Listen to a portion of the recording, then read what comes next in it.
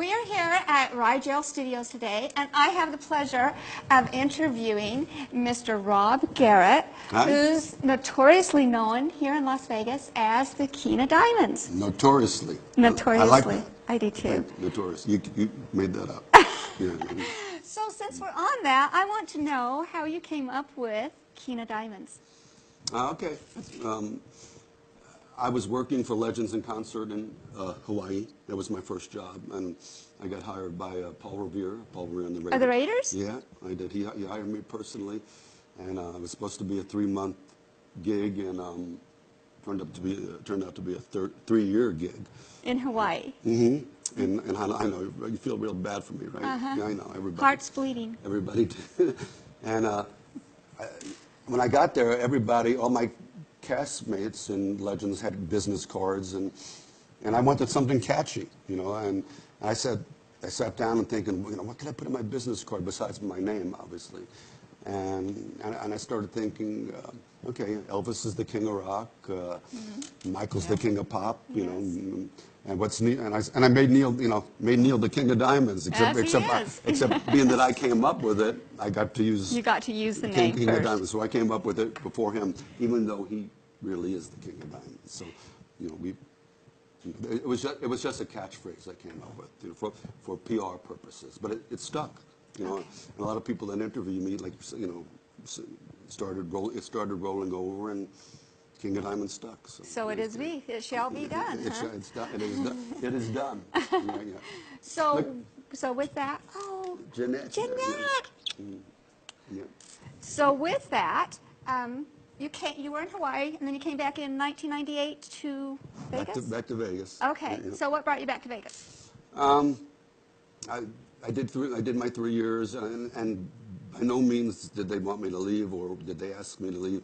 I just, 2 reasons. One is, I'm going to be honest, I was a newbie, and I wanted to bump up in salary, and they'd given me 1 raise, but I wanted more, you know. And secondly, I had a little, which is even more important, I had a little girl, you know, who I missed a lot, and I said, you know, Vegas is my home. You know, I've lived here most of my life, and Hawaii has been, you know, Legends in Hawaii was my college.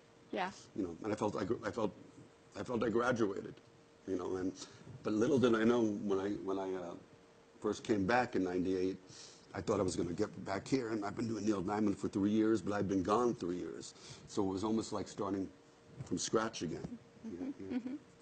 Annabella's. Hi, Annabella.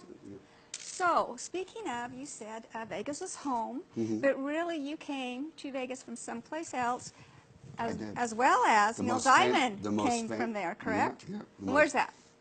It's a little island, you know, you might have heard of it. It's called New York City. A little island. Manhattan. Yeah. Well, Manhattan was traditionally, I mean, technically where I was born, because that's just happened to be where the hospital is. Hi, Donna. And my parents were living in Brooklyn for the first month and a half of my life. I mean, they had been living in Brooklyn, so that's where I was for the first month and a half, where I was living. And then we moved to Queens, you know, and I lived my whole early childhood was in Queens. And then in '74, Dad got a job opportunity, and we came out here, and I've been here ever since, except for the 3-year detour to an island, Honolulu. Another island. Another island. Yeah. Vegas wasn't so much an island. So question, were your parents musically inclined? Were your parents musically inclined? Well, my mom could play a little bit of piano, and she taught for a short while before she was married at Arthur Murray Dance Studio, but that's pretty much, you know, I was the odd man out because I became the musician. So you developed that talent, and then what drove you to Neil Diamond? Well, I mean, I'd always been, even since a little kid, I'd been a big fan. There were 3 people that I consider my musical idols, and that was the Beatles and Elvis, of course, and who I got to see 23 times total. 23. I'm telling you the truth. Yeah. And then Neil, and Neil became the third, and my third influence because he came out later than obviously both Elvis and the Beatles. But I became a huge fan, and I had my own band in this town for about 15 years, and it was my band. So I mean, we all sang, but I was the lead singer, so I got to sing a lot of Neil Diamond stuff. And I noticed when I sang Neil Diamond stuff, material that would draw the most attention. People would just turn and say, you know, oh my God, he sounds just like Neil Diamond. And then people would tell me off stage, they said, you sound just like Neil Diamond. You don't need to be in this bar or lounge or club or whatever. You need to be in Legends in Concert. And I said, I don't know if I'm going to be happy. As much as I love Neil Diamond, I don't know if I'd be happy just making a living off of one person. And because I loved Elvis, I loved the Beach Boys, I loved, you know, and James, whoever. I mean, there's a lot of artists that I love.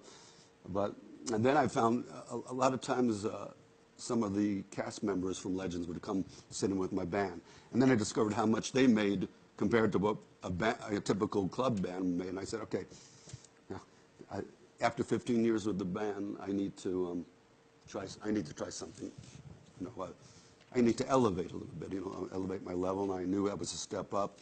And again, I'm backtracking, but I sent a video to a friend of mine and who was working in Legends Hawaii, because the producer here at that particular time really, no offense, Johnny, because I love you, but he didn't give me he didn't give me the time of day, you know. So I pursued the Hawaii job, and it took about... And this is Paul Revere. It was Paul, okay. Yeah. Okay. And I knew the Elvis in the Hawaii show, Jonathan Von Brana. We were friends, and I sent him the video. And he said, I never knew you did Neil Diamond. And I said, neither did I. And I shot a video, obviously, of me as Neil Diamond with the band behind me, and I sent it there, and it took about 9 months. But then Paul called me, phone rang, and Paul called me. He said, "Hey, I like your video, and I'm coming into Vegas with the Raiders for a short while." And he said, "I'd like to audition. I want to see you in person. You know, I saw the video. I want to see you audition in person." And he auditioned me one-on-one, and I'm using backup tracks. At the time, I had a wig because my hair was different, and I didn't know how to do this. And now I'm a pro at it. Yeah, you know. you got it down now. Now I wake up and it just falls. Yes. It falls into position. And he came to town and he auditioned me one-on-one, and he's sitting there like watching me, and a big smile on his face, and he goes, and I'll never forget what he said to me. You know, bless his soul. He said, "What you just did right now is one of the most difficult things any entertainer can do, because you don't, except I had a few friends there, you don't even really have an audience. You just have me." And he said, you have to do a performance, you know. And he said, "So you want to come to Hawaii for a few months?" And I was like, "Let me think about that." Yeah, you had to think about that. And I did, and 3 months turned into 3 years. Wow. 3 years. Wow. Yeah. Okay, so curious, what song of Neil Diamond's did you pick to be auditioned with? There were, you know what? You're talking. Making you're you talking think. 24 years ago. Obviously, there were backup tracks. So I know definitely Sweet Caroline in America. I don't even remember how many songs I did. I'm going to say I did 3 or 4. But I can say Sweet Caroline in America were definitely in them. I don't remember maybe Cherry Cherry. I don't remember. But you do have a favorite song of Neil's. I do. Like every human being walking the earth, I have a favorite Neil Diamond song. And that is? At least out of the ones I perform on a regular basis, because I have some favorites that are maybe not as well known. But my favorite, and I announce it from my show, so everybody pretty much knows it's I Am I Said. I like that too. Yeah. And it's a song I was able to relate to. He wrote it, his autobiographical song. But I related to it because it's about, obviously, a young man, because he was a young man when he wrote it, who moves from the East Coast to the West Coast. I didn't go quite as far as him because he went to L.A., and I stopped, I went to Vegas. I had nothing to say about it either because Mom and Dad said we're going to Vegas, and I was like, yeah, because I had been here with mamas and grandmas as a tourist, so I loved this town. As a young little kid, I loved anything with entertainment, so I was thrilled already. And plus, I was such a big Elvis fan, I knew he was here all the time. That's right. So that's why I got to see him at the Hilton 18 times, and 5 in New York. And Wow. but yeah, so I Am I Said was the one I could relate to because it talked about a young man moving from the East Coast to the West Coast and not knowing his purpose in life. You know, and the lyrics just were. They are heartwarming. Yeah, very, very heartfelt. And he's got, you know, we all know he's got a lot of emotional songs. You know, very emotional songs that make you. So speaking of him, just shy, what, a few hours or a few days to his birthday, 79th birthday, he made an announcement. 77th birthday, he made an announcement. He did. And what's that announcement? And well, all the Neil Diamond fans had, you know, it hit like a ton of bricks, and that was that he was retiring from live performing because he'd been diagnosed with Parkinson's. So Rob, you've been a great supporter of this community of Las Vegas, and we love you for that. So what have you put together in honor of this announcement? Well, I'm going into the Smith Center for my first time ever. Yes. On May 19th, and wasn't happy and content enough just to do one show. We're gonna do something that's kind of unheard of in one night, and do 2 shows in one night. And then we recently connected with. I knew already I wanted to donate some of the proceeds, you know, a portion of the proceeds to Parkinson's because that's what Neil got diagnosed with.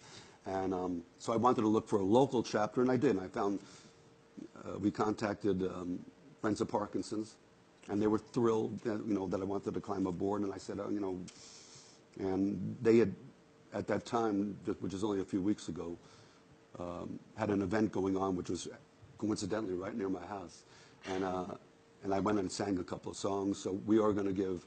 I mean, we have expenses that we have to cover, and you know, the room and so forth. But when the smoke clears and we see the profits, and then we will make. I already know it's going to be a substantial donation. You know, the exact amount I don't know, but I know what.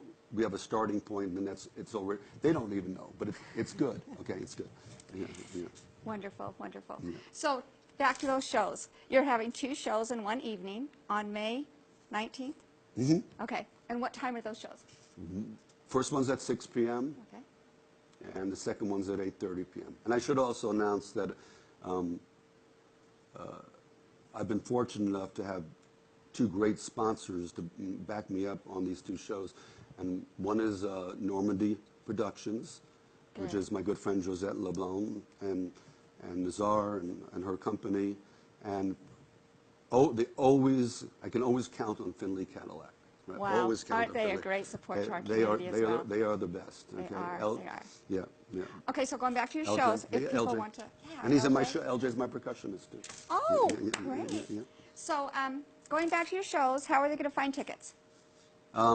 For tickets, you have to call the Smith Center or go online to the Smith Center website and click events. I know it's been a lot of people have had a hard time with this because I hear from them. They said, really have a hard time with navigating their website. Okay, so you guys need to fix that. You guys need to fix that. Please. Smith Center, you need to fix that. Okay. Shout out. But that's what you do. You go to the Smith Center website and go to events and go down to May 19th, and there I am. There I am.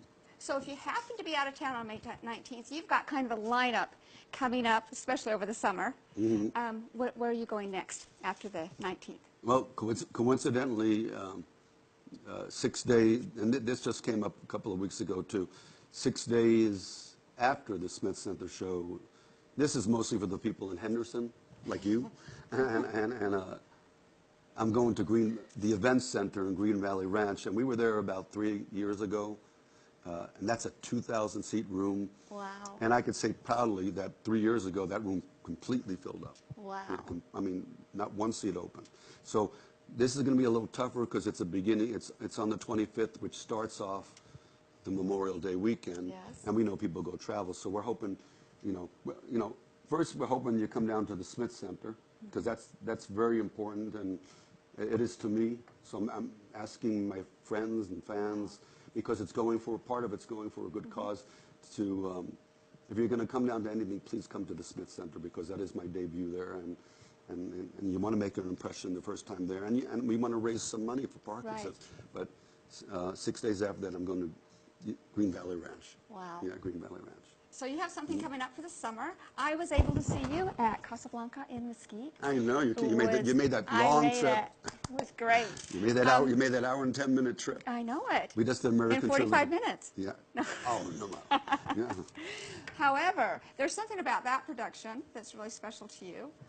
What's going on with that? Which that? American Trilogy. How do you say it? I guess I have to let you go ahead and say it again. She called it triology. She's so I cute. did? Triology. I did. That's why I stopped. Yeah. American Trilogy. That one. Because you're a teacher. A trilogy is a. I know.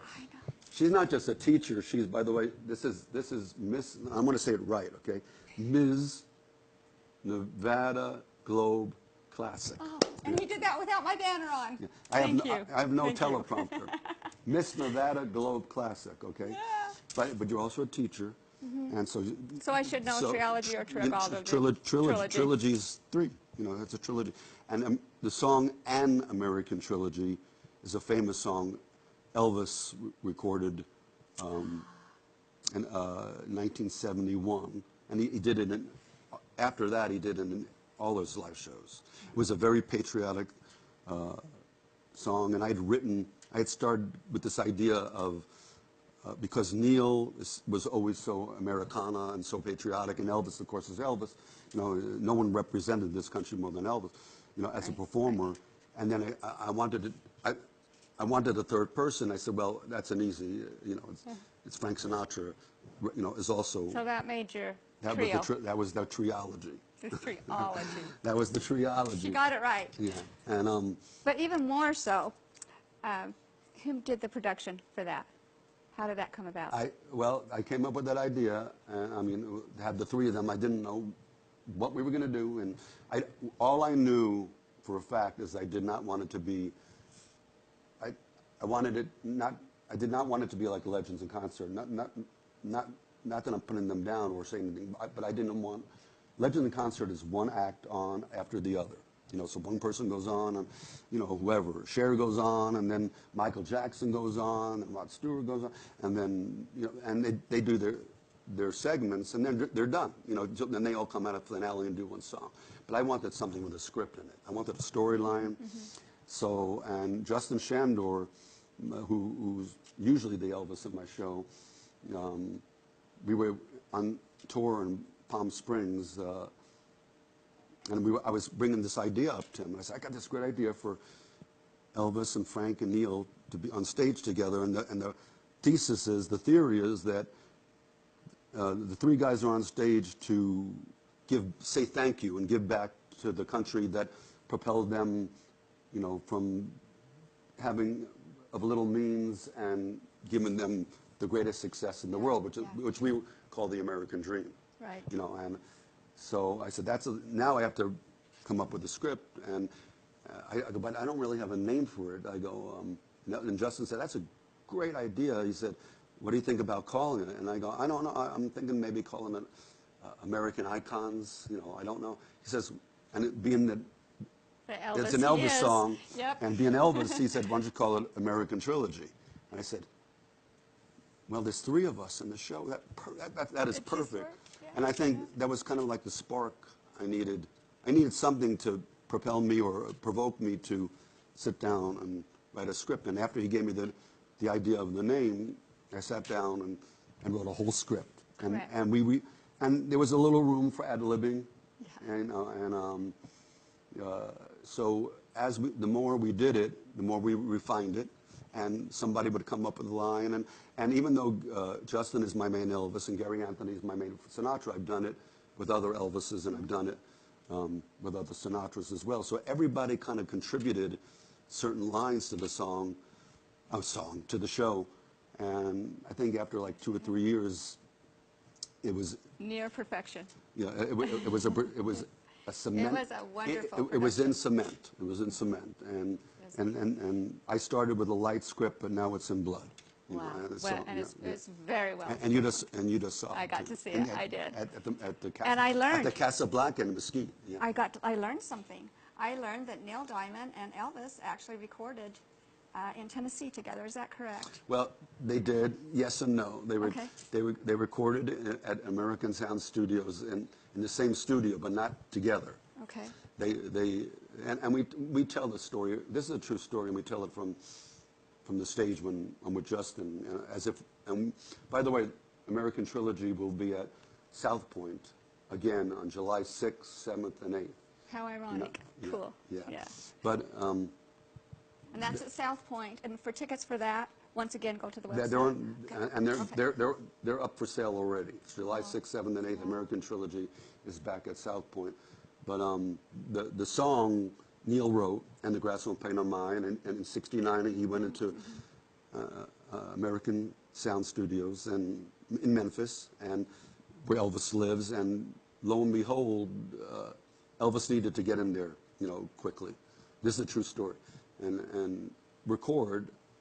And Neil was asked if, would you relinquish your time?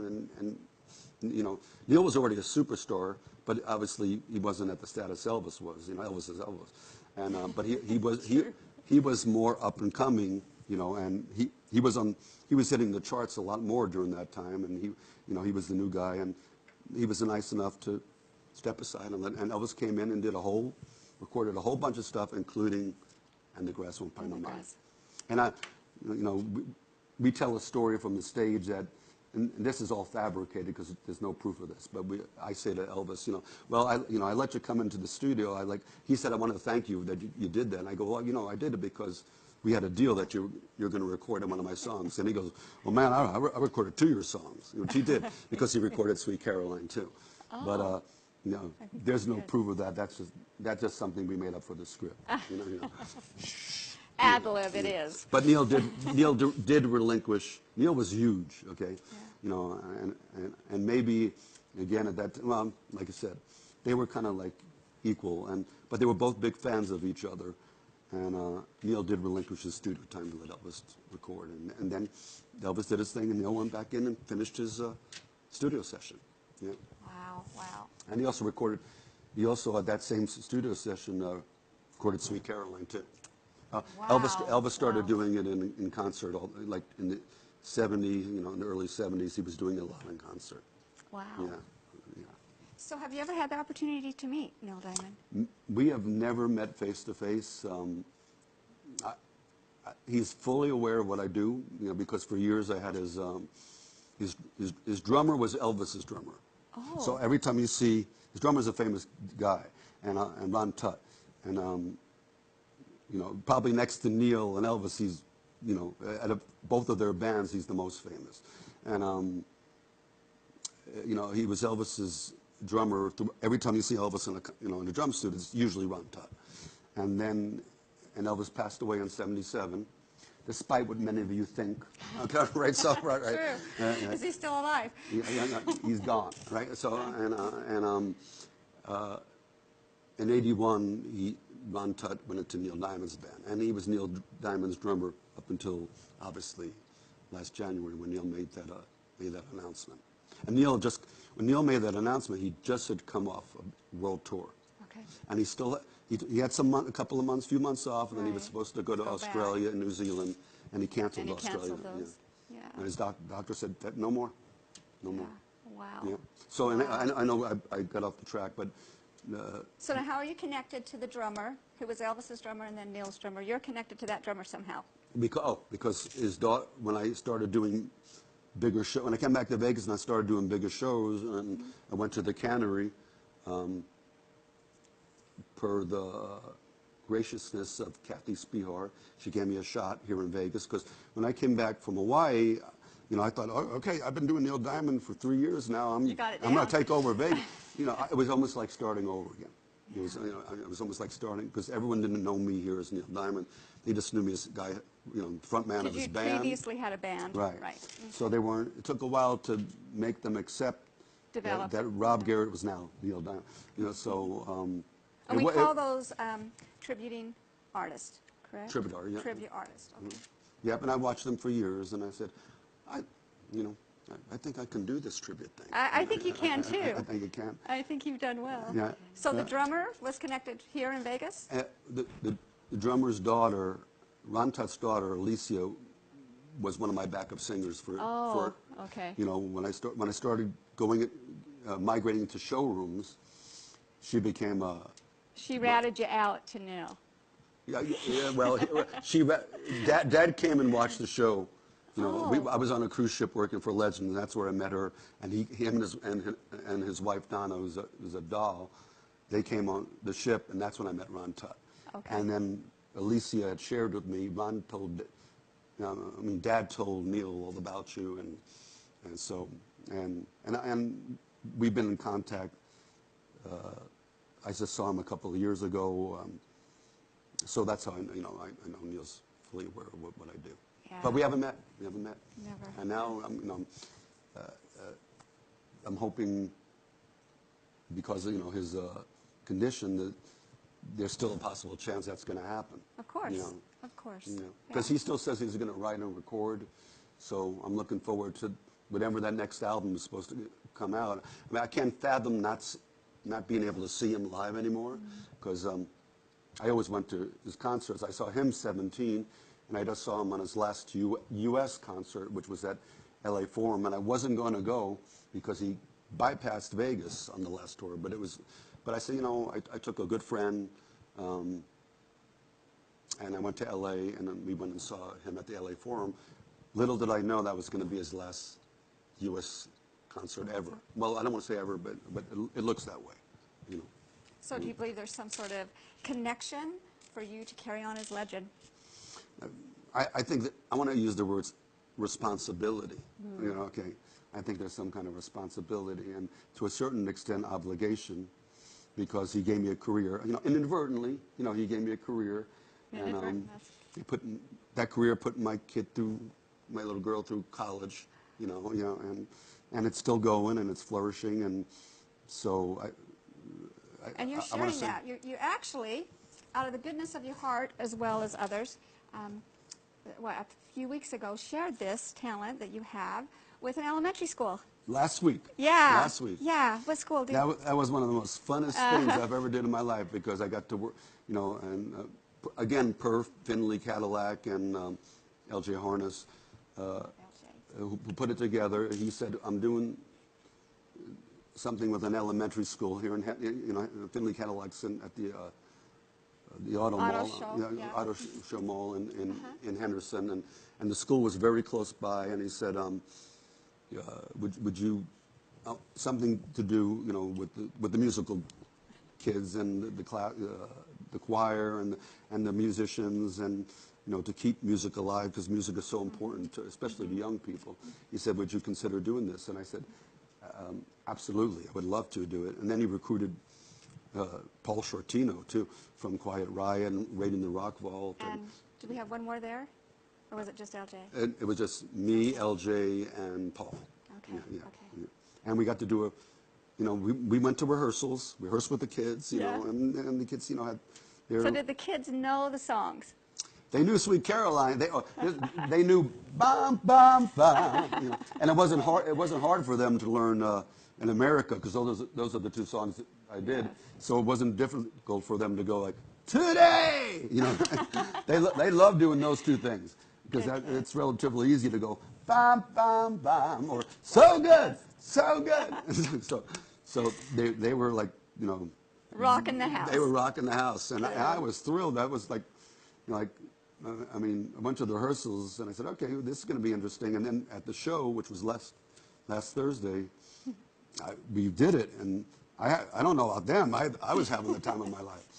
So we saw a nice photo of you on Facebook with a pose. And all the kids are trying to copy you. Yeah, I'm ending Sweet Caroline. I'm doing, typical Neil thing. And the kids were going... They were following right along. Yeah. What an icon to follow along. That was great. It was a thrill for me, and something that'll stay here forever. Is that why you do so much service and support our community? I think I've been very, very lucky, because many people, the general consensus is that tribute acts are not supposed to become, celebrities or, super, super popular. And this town has kind of made me into icon. No, I don't know about an icon. Neil's an icon. Okay. But it's given me a lot of popularity. Obviously, he has a lot to do with it. But a lot of the people that come to my shows, this is what I've noticed, are not necessarily, at least huge Neil Diamond fans. I mean, everybody likes Neil Diamond, but they may not be, they may, if I'm lucky, a lot of them may own one album, Okay. Obviously, we have the fans as well, but a lot of them would go to my shows and not being huge Neil Diamond fans. They knew me from the years I've been here, and they heard the songs, and they go, oh yeah, I forgot about that. That's right, he wrote that one. I love that one, and they became Neil Diamond fans. And one of them is I'm a Believer. I think people forget that. Neil Diamond wrote I'm a Believer. Contrary to popular belief, he did not write it for the Monkees. He wrote it for him. but he was asked because he had already been on the charts, but he wasn't anywhere the megastar he was about to come, and he probably had no idea. And so the guy that was producing the Monkees went to Neil and said, "This is a great song. I'd like to use it for this new boy band, that I have." And Neil at that particular time probably was just, knew he was going to get a paycheck, and he handed I'm a Believer over to Don Kirshner.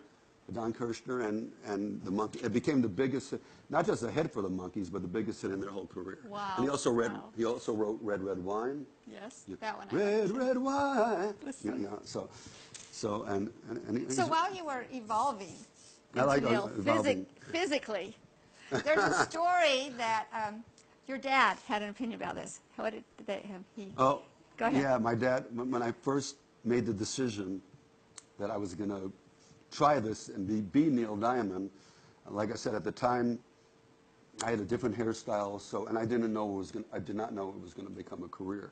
So I went out and got a cheap wig, and went into the bathroom. But that's not what this is now. This is all real. No, this is all real. If you pull it, it's We'll try it. it's going to draw blood. So you were getting ready as you were evolving. Yeah, well, this is starting. Okay. This is starting, and I got this wig, and had it, and I took it to a place in town, and they styled it into a. I wanted that kind of like jazz singer look, because at the time, that's what I was going for, and that's the look I wanted, and then I went home and put the wig on. I knew nothing about putting a wig on. And then I took an eyebrow pencil and filled in the eyebrows, and I was looking in the mirror and going, You look like him. I can do this. And my dad came in, and he said, "Wow!" He said, "You look a lot like him," And so I went to Hawaii with the wig, and then I remember I was there like a week or two, and Paul Revere was my boss, as I said, and Jon Stewart came in to visit, and they both came into the dressing room and cornered me, and they go, "Hey, you got hair." They go, guys that usually put on wigs don't have hair. You've got hair. So they wanted you don't need the wig. You don't need the wig. And I said, "I don't know how to do that hairstyle." And that's an '80s hairstyle. And they said, "Well, learn. You're going to learn." So I found Paul referred me to his hairdresser, and Paul and his wife Sid. "Hi, Peggy, I love you. Aloha." She's still there, and she's still. "Hi, Adele, I love you too." See Adele? That's the lady that we're going to see if I come see you in Palm Springs. Oh yeah, I have a competition in Palm Springs. She's the one that has Hi, Adele. the Rob Garrett Casita. This is the one I was telling you that's going to be competing in the pageant. What's the name of that pageant? It's a Mrs. Globe pageant. Mrs. Globe. On what date? It's June 16th. Okay. So, She's given me the yes, for the good. for the guest house. So I may come and be supporting you. Oh, I could use support. Thank you, guys. Thank you, Nevada. It's been great. And, So back to Neil. Yeah, what we were talking about before I waved hello to Adele. So I have a question. What is the most profound or best advice that you found Neil to give you? Say that one Most more time. profound thing or best advice that you found that helped from Neil to you? Best advice? Or profound from Neil. I mean, indirectly, obviously. Neil Diamond taught me, by watching him, to sing not from the throat, and not, even though he sings from the throat, and not from the diaphragm, but from the heart. And Neil Diamond, that's what has so many very emotional songs, and when he sings them, people will cry, And I notice a lot of times if I'm singing "Hello Again" or "A Story of My Life," I mean, he's taught me that you can do the rock songs, and you be a rocker, and there's time to rock, and there's times to speak from the move heart. people, Move people, and make them go like that. And I look at a lot of times if I'm doing "Hello Again," "A Story of My Life," or "Love on the Rocks," or "If You Know What I Mean," or "I've Been This Way Before." Some of my personal favorites. I Am, I or Said. Morningside, and especially I Am, I Said, that people will start crying, and that means you've gotten to them. Making them cry is not a bad thing. It is Not a in bad your thing. Not a case. bad thing, because they're thinking about certain things in their life, and it's actually therapeutic.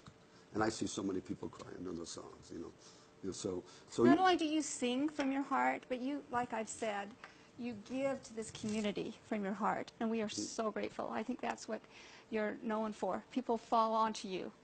I have to provide, And now you just led me back to your question, which, because again, we branched off. You were asking me, we were talking about the charitable things I do. And I do a lot of those because, like I said, I never in my life ever expected to have a career like this, where and be a public figure in, of all places, the entertainment capital of the world. And we are great entertainers. Well, again, and just like Neil Diamond himself, all I wanted was, to be able to provide. sing and a little paycheck, and I would have been happy. And that's how I started in the bars and the clubs, and that's all I wanted. So when all of a sudden everything became elevated, and I got this career, and I said, okay, I've been blessed. Okay, I've been really blessed because here I am headlining big rooms where much more famous people than I headline, and so I said, my payback is to, pay it forward, and I've done some, I always do. I do a lot of things for veterans and military, but I learned never say no unless it's something that's out of your control. So when I'm asked to do something that I feel, warrants or is a worthy cause, and most of them are, then I'll. I always say yes. I always say yes. I always say yes. And So there you have it. He'll say yes. There you have it. Yeah. So, as Rob Garrett, what would be something profound you would tell our young aspiring artists? This is easy. My advice to anyone starting out, obviously, like myself, I didn't start out thinking I was, wanting to be an impersonator. Tribute artist. Which is not right. Tribute artist is the PC term, but that was not my goal. But I was already, middle age, and again, it was never my goal to be a star either. I just wanted. Hi, Cheryl. I just wanted to, do this, sing on stage, and get what I could, any paycheck. That was when I was first starting out. Where I can pay my bills. I didn't have to live in a mansion. That's what I wanted to do. So as far as our young people, if it's within you to want to be a musical artist, whether it's a musician, because I started out playing guitar before I was actual And actually said, hey, I can sing too. and you still play the guitar I do. in your shows. Right. Yeah, just like he would. Yes, Just like you he do. would. You know, and it's part of the act, but I really do play. You do. And but if it's inside you and that's something you want to do, you have to want to do it to be successful, and there's no guarantee. No matter how much talent you have, there is no guarantee. Right? You have to want it so much that you're willing to push everything else to the side, and just focus on that and give it 125%, because if there's any doubt, even that much in your head, you know, then you should not be in this business, because you have to be persistent. You have to be get used to rejection. You know, it's going to happen to everybody. You know, and just keep trying. You know, and keep trying. At least give it a few years. You know, unfortunately, it's not going to happen for everybody, because that's just the way this business is. You know, there are millions of people who want to be a recording artist or a working musician, and you know, there's only so much work to go around. And I've seen so many people come here, whether they're tribute artists or not, and have to, you know, get regular jobs. And we all do that, me too, you know, at the beginning. And sometimes it doesn't happen. But the ones that get discouraged are the ones that should not be there to begin with. So that's my advice. Yeah. So hang in there. Do your best. Hang in there. Work with your heart. And once it gets to the point where you grow weary and you're ready to give it up, then you shouldn't be there in the first. That means you're done. You're done. When you're giving up on your dream. You know, like when you say, like, okay, you know, this isn't going to happen, and it doesn't happen for everybody. In fact, for most of them, you know, for most of them. Yeah. I'm seeing. Do we have any questions we need to We address? got Palm Springs. Another. We have Hi, Terry from Michigan. Yeah. So yeah, if you got anybody out there, we've got Facebook Live going too. So if We haven't been the best at looking at it, so please So if questions. if I look over here, it's because I'm looking at my phone. But if, I have a lot of friends out there. Oh, we got the Philippines. Wow. Rick, we got the Philippines watching us. And if you have any questions, doesn't necessarily have to be Neil Diamond related, but you know, for me personally, hi Australia, Sharon, yeah. So I want to hit one more time about this special event that's coming up on the 19th. Yeah, it is special. It's my. It is, and why it's special, in case somebody just came in. Jamie, I've been procrastinating on a new CD now for months, and you're right. I need to get my. Thank you, Nancy. In order, yeah. Oh, she said we already gave all the answers. Come on. It's because we had a good interviewer. Right. Okay, so coming up, a very special at the Smith Center. What's going on? My debut at the Smith Center, and again, fortunately, I've never had to reach out to my following and my friends and my fans and say, please, you know, because they usually just show up. But this one, I'm saying, please, this one is so important. Not that it's just my debut, but again, we're donating some of the. It's the cause. It's the cause to Parkinson's disease. So, you know, and. Which is what Neil just announced. Which ended, you know, from what Neil says, ended his live concert career. You know, so yeah, May 19th, 6 p.m. and 8:30 p.m. So we're doing 2 shows. Okay. Yeah. Great. Great. And by the way, before I even do the Smith Center, I'm doing something with you. Yes. You know, Yes. I know. Yes. This coming Saturday. You better have the time down because you're on the stage. No, it's this Saturday. It Believe is me, this Saturday. It's so easy for me to lose track of because there's so much going on. Because you're spread so thin. Yeah. We pull you in all directions. It's true, though. So my charity event is at the Italian American Club, one of my Right. favorite places in town. Right. You know, Ben Spano, of course. You know. We're going to have dinner and. Now you tell them a little bit about what's happening on Saturday. So because I'm part of it. You are. I am. Thank you. Yeah. Thank you. My pleasure. So I am part of wearing the crown on my head. Gives me the opportunity to share with you the WIN Foundation, which is Women in Need, and that is the charity or my platform. And that is what we are doing, is we're going with our Women in Need. But tell them what women in need, tell them what women in need So, is. Women in Need are, what we do is we give classes to empower women who have come out of abusive situations. Of course, there's a cycle on that, as well as there's all percentages of that. There's psychological abuse, there's physical abuse, there's financial abuse, there's all kinds of areas. And so we try to touch on that with classes or courses or programs. So my hope is to have scholarships for women to go through these classes in case they are not financially able to go through that. So that's what this fundraiser is for this Saturday at the Italian American Social Club. I could tell some of the people that are going to be in your show. Yes, please. Yeah. I'm so blessed. They're all my friends. And they're becoming mine. And I love them all. And they're all, you got some great people. I have an awesome lineup. I just, awesome entertainers. Let's see if I can do this with remembering everybody. Okay. Obviously, we got Gary Anthony. We do. Frank Sinatra we do. from in Trilogy. We've got Bobby Wilson, yes, we son do. of Jackie Wilson. We've got Zoe Bowie. Yes, we do. We got Chris. Thank you, Chris. Yes. And we've got the best Tina Turner impersonator We do. in the We do. universe. She was awesome. I heard her. My daughter. Is this? Yeah. Hi. My daughter. Yeah. So we're missing? We Cookie Watkins. We just, We got very talented comedian, magician, and works all over town, Murray Sawchuck. And I bet you I'm leaving out somebody. My MC. Oh, LJ. LJ. And the best auctioneer out there. Yeah, Jeff. Jeff Manny. Jeff is going to do an auction, right? A live auction. And we're so grateful for that. And LJ and Finley Cadillac are supporting. Finley are coming out. They're big supporters as well. It's going to be amazing. And that's We've been.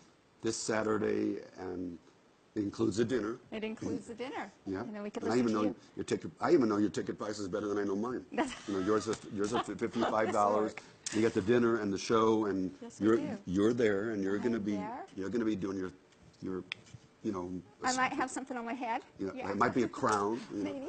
a tiara, Yeah, yeah. But so I'm looking. That's this Saturday. I know. Once again, you're doing something out of the goodness of your heart, giving back, and we're That's so 'cause you grateful asked me. for that. Yeah, I did. yeah. I did. You I asked did. me, Well, see, I'd asked you a long time ago because I was present at one of your concerts. You did. And it was amazing. It was it was sold out, near as I could tell. We'd come. Well, I know the first one was Cincinnati Anthem, Yeah, right? yeah. So Sold out.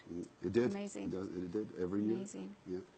And then I'm not going to get ahead of myself, but I'm working throughout the entire summer.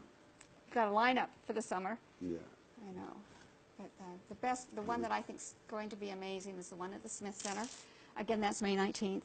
May 19th. And that is Smith going Center, for sure, please. too. Smith, and for some reason you cannot make it. Maybe make a donation, send in a donation to Friends of Parkinson's, and that'll be just as good. That'll be just as good. I know I already have some friends that said, we're doing this, or because it is coming up, and they said, well, we can't make it, but we still want to make a donation to them. Wow. So that, We have such a good community. We are so blessed to be where we're at. And a lot of people don't realize how giving Vegas is, because Vegas has the reputation of being a wild, crazy town. It is, but remember something, most of those wild, crazy people are the tourists coming here. It's not. That's true. I believe that, yeah. It's not necessarily. It's not us. It's not necessarily the locals. We're just like everybody else. Trying to make a living. Yeah, they come here to be in adult Disneyland. Yes, that's correct. And we're normal. For the most part, it's hard to be completely normal in this town, but this is our town, just like if you're living anywhere else. So and this town has a lot of giving, being that it has so many showbiz people, because it is a showbiz town. There's a lot of giving people in this town. There is. We are really blessed to be here in our community. Oh, thank you. Thank you. I learned from you how to give. So you do give good. We appreciate that. Well, so your shows are around for most of the summer. They're around here. You have Laughlin. Laughlin at the end of August at the Riverside for a week. Cannery on August 18th. In July, where? July, Starlight Theater on And South the Point. 17th, South Point with Trilogy, 6th, 7th, and 8th. They're not going to remember all that. But the good news is that this is going to be pre-recorded, so you can always Go back. You can always go back. Rewind. Yeah. Good. So in wrapping it all up, what you got to say? Let me say hi to Sharon from Australia. Yep. Justin is great. You know, you'll probably catch him sometime tonight in his garage on Facebook Live, and of course Bobby. When I went to Legends in '95 in Hawaii, I met Bobby Wilson, and he was Bobby Brooks at the time, and from that day on, we've been best friends. He is a man that gives from his heart, That's too. I've gotten to know him just That's a little one talent to do. Wow, You know, isn't he? very, all very- around talented. Yeah, and everybody loves him, Yeah, including it's me. gonna be good. You know. It's going to be great. Yeah. It's going to be great. Yeah. Okay, All right. final words. Final words are, please. Again, I don't want to beg, you know, but But this is a great cause for a man who's given to us for how many years? Neil's been there how many years? we're talking about the real guy. The real guy. Yeah. Neil was going on 52. 52. Years, you know, of being in, you know. So these his proceedings go to help His him. first hit was Solitary Man, and in '66. So we have named this particular show at the Smith Center Solitary Man. Well, there you go. Hey, Sonny. Wow. Hi, Barb in Florida. Yeah, we named the Solitary Man, which is the first time I'm using that particular name. By the way, I didn't come up with that name, you know, but and I don't want to give too much away because it's not in stone yet. But as we speak, I have a promoter who is working on a tour of Australia and New Zealand Oh, for we have people for coming in. Yeah, for 2019. 2019. You know, to go Wow. to Australia, New Zealand, and he said, and he came up with the name Solitary Man. He said, "What do you think about that? Calling your show Solitary Man? The music of Neil Diamond, starring Rob Garrett." I said, "I love it. I love it." So we're testing the waters with the new name, only at the Smith Center, you know, because normally it's called Neil Diamond: The Tribute, starring Rob Garrett and the KOD band. But for Smith Center, it's going to be called, it's Solitary Man. You know. Wow. Wow. I won't be so solitary because I've got like 8 pieces behind me. That's true. And hopefully more than that in You the come audience. with, yeah, in front of you. Hopefully, we want to see that full. So, and we're real excited for that to come. Me too. And we have and 2 shows. and a little nervous too. You know. And it's You get weird. nervous in front of a mic? Well, when I'm going into a new venue, I get a little nervous because I don't know how the sound is going to be. I don't know what the turnout's going to be like. And the Smith Center is different because it's not a casino.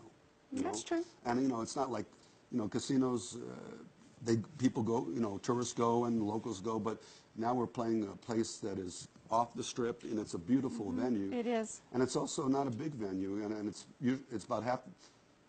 The Cabaret Jazz seats about 240, which is usually about half the size of the places that I work at.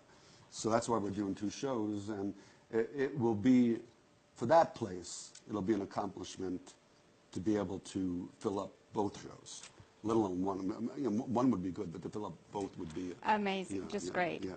So in between the shows, you have kind of a little break there. Usually you come out after your shows and you talk with your audiences and sign anything if they want, or if. Yeah, and what are you going to do in between those 2 shows? Will we be able to see you between those Yeah, shows? because after the first, we don't have a big turnaround, so I always like going after the show because, you know, all my beginnings were being in a band, so you learn to schmooze with people, and, you know, and that was my favorite part, you know, getting to meet the people. Schmoozing with people. You know, meeting the people after the show. So I won't have too much time to meet them after the first one because we have to turn around and go and get, you know, they have to let people in for the 8:30 shows. So, but yeah, I always like to go out and talk to people. Right, Always, right. You're good with that. always. We appreciate that. Yeah. We appreciate And I love that. it. You know, You have a good following. yeah. You're good. I have a great following. Yeah, I have you do. Wonderful, wonderful people that are loyal and very supportive of what I do. And like I said, and like, you know, I'm a tribute artist. this kind of career is not supposed to happen to a tribute artist, you know, especially if you're not Elvis. You know? Right. So, but you've done well. Yeah. Well, thank you, Dill. Yeah. well, thank you too. So, yeah. And we want to thank Rick Manning and Rigel Studios. Rick Manning and Jenny Manning Rigel. and Rigel Studios for allowing us to do this. Being such a good supporter. Yeah, he's always always been supportive. You have another too. sponsor too, North. I have Normandy Productions, which is I said that, which is Josette, you know, and Finley Cadillac and Friends of Parkinson's. Yeah. Amazing, amazing. So look for us this Saturday. Look for you 2 Saturdays and all summer long. I'll be the guy in the sparkly shirt. Yeah. Don't outshine me, though. No one can outshine you. Thank you. We have appreciated that. Got to see the notorious Hey, Keena Diamonds. Dolores, Terry, we'll see.